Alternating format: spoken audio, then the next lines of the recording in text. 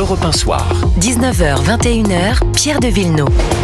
Avec Jean-Michel Salator et Antonin André, on a évoqué en début de journal de 19h avec Alexandre Chauveau du service politique d'Europe 1 ce petit déjeuner. On ne sait pas ce qu'on a servi d'ailleurs, si c'était plutôt un Red Bull ou je sais pas quoi, à Bruno Retailleau et à Didier Migaud ou de la camomille au contraire.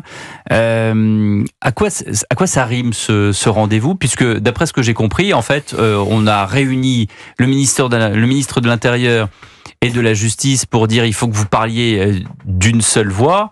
Est-ce que ça va marcher ou est-ce que c'était juste Barnier dans le rôle du maître d'école qui prend l'oreille, qui l'attire un peu en disant c'est pas bien ce que vous faites, Jean-Michel Salvatore?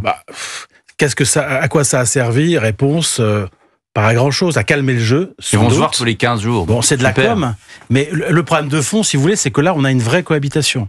On a une cohabitation entre deux ministres qui doivent traiter d'un même sujet, parce que finalement la justice et l'intérieur, c'est le même sujet pris sous des angles différents, et ce sont deux ministres qui n'ont pas les mêmes conceptions de la politique pénale. Ils n'ont pas le même logiciel. Ils n'ont pas du tout le même logiciel, et on l'a vu d'ailleurs dès les passations de pouvoir.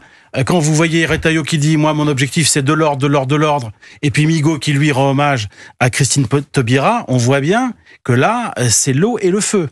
Donc, comme c'est compliqué, Barnier les a nommés tous les deux, il a un gouvernement qui est absolument impossible, donc il en est bien conscient. Là, il essaye de calmer le jeu, mais évidemment que les problèmes vont être permanents. Antonin André. Alors, moi, je pense qu'on peut aussi voir les choses sous un autre aspect. C'est-à-dire que Retailleau arrive, dit de l'ordre. C'est un ministre de l'Intérieur qui s'installe, qui en plus, effectivement, vient d'un camp qui a été extrêmement sévère, extrêmement critique sur la gestion de la sécurité lorsqu'il était dans l'opposition. Il doit envoyer un signal clair aux forces de l'ordre et à son administration. C'est bien normal.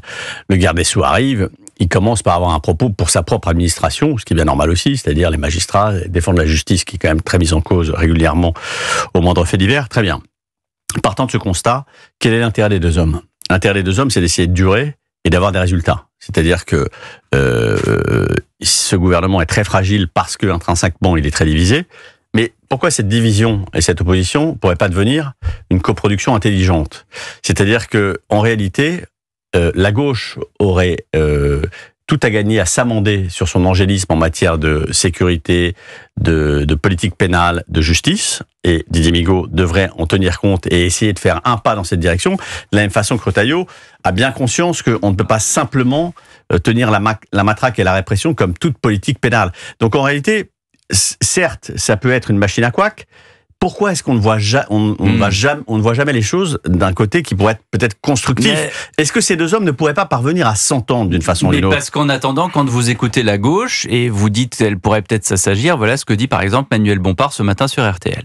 Je suis en colère de la forme d'instrumentalisation totalement ignoble et honteuse à laquelle on assiste depuis plusieurs jours. Ça veut dire que quand une jeune femme en France est violée ou tuée par une personne de nationalité française, il faudrait rien faire. C'est ça que ça veut dire? Moi, je suis pas d'accord avec ça. J'observe que quand on est à plus de 100 féminicides cette année en 2024, je trouve que certaines formations politiques, notamment à l'extrême droite, réagissent quand ces féminicides sont commis par des personnes de nationalité étrangère. Elles le font pas quand elles sont commises par des personnes de nationalité française. Donc si on veut vraiment avoir une action vigoureuse, et il faut l'avoir, sur la question des féminicides, sur la question du viol, on s'attaque à tous les cas, quelle que soit la nationalité des personnes qui sont présumées coupables de ces actes horribles. Moi je veux bien, mais quand on a... si on a une gauche comme ça tout le temps, on n'y arrivera pas.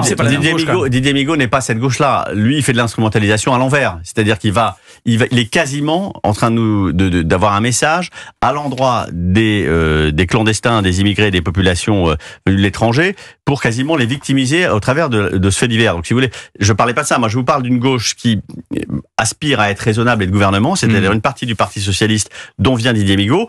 Et de la même façon, je pense que si Bruno Retailleau n'est que dans la parole, elle est représentée par ce qu'on vient d'entendre, et non pas cette gauche. Il y a aussi des socialistes existe. Oui, mais ils sont combien, Antonin? Oui, mais d'accord, mais Didier Migaud, il peut peut-être essayer... Les chiffres sont têtus, c'est la loi du nombre. Non, mais alors, qu'est-ce qu'on fait? On ne fait rien? On cède à tout? Non, mais il ne s'agit pas de céder à tout. Mais Migaud, il arrive et il rend hommage à Taubira, il sait très bien ce qu'il fait. Taubira, c'est une ministre de la Justice qui est très emblématique d'une certaine conception de la politique pénale. C'est une femme qui était contre l'usage de la prison. Bon, et c'est évidemment pas du tout les conceptions de Retailleau. Donc, évidemment qu'ils ont intérêt à ce que ça réussisse, mais ils ont aussi chacun intérêt à montrer à leur propre camp qui résiste au camp d'en face. Oui, mais si c'est pour ne rien faire, en fait, ça n'aura aucun effet. C'est-à-dire que je pense que les Français aujourd'hui, les postures électoralistes et les grands discours à faire des boulinets sans avoir aucun résultat, ça ne marche plus. Donc, Bruno Retailleau, s'il veut des résultats, il y a un moment où il sera obligé, à un moment ou à un autre, parce que dans la chaîne pénale, c'est comme ça, quand vous arrêtez des délinquants et que vous les traduisez en justice, il a intérêt à ce que derrière, le monde judiciaire soit aligné. Donc, en fait, il va falloir trouver un modus operandi, et je pense que Didier Migaud n'est pas aussi angélique que l'a été Christine Taubira, même s'il a envoyé un signal à cette gauche-là, soit. L'un et l'autre ont besoin d'avoir des résultats, et l'un contre l'autre n'en auront aucun. Dont acte. Mais dans cette bataille, je pense que Retailleau, il a quand même deux atouts que n'a pas Migaud. D'abord, il a l'atout de l'opinion publique, ce qu'on disait tout à l'heure avec le sondage du Figaro. Et deux, il sait très bien que Barnier est de son côté. Il le sait très bien. On se souvient du programme de Michel Barnier lors de la primaire de la présidentielle. Il avait un programme sur les questions d'immigration, un programme en fait très à droite. Bon, et Retailleau sait très bien que finalement, même si par fonction Barnier est obligé de calmer un peu le jeu, il sait très bien Barnier est de son côté. Les premières prises de parole de Michel Barnier insistent beaucoup sur une forme d'équilibre, y compris dans ces domaines. C'est lui qui parle d'humanité et d'humanisme, notamment lorsqu'il parle de ces questions-là, alors que personne ne lui demande de le faire. Et c'est, d'après les informations qu'on a, aussi lui qui a choisi Didier Migaud pour aller à la justice. Absolument. Moi, je suis frappé de voir. Je ne sais pas si les Français le comprennent, ce choix-là. Je trouve qu'à travers Migaud et Retailleau, si vous voulez, on a quand même un affrontement qui est, je trouve, un peu navrant entre une gauche de gouvernement et une droite de gouvernement républicaine raisonnable, qui continue à faire de la surenchère et de la posture et de l'instrumentalisation, alors qu'elle devrait montrer, au contraire aux Français, et pour lutter contre les extrêmes, Bompard, qu'on vient d'entendre, et le RN,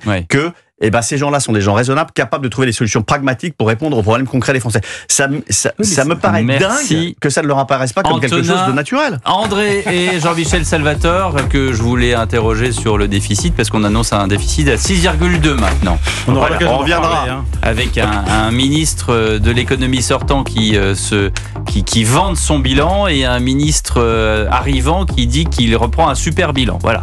Et 6,2 de déficit. 19h56, on se retrouve pour le journal à 20h. À tout de suite.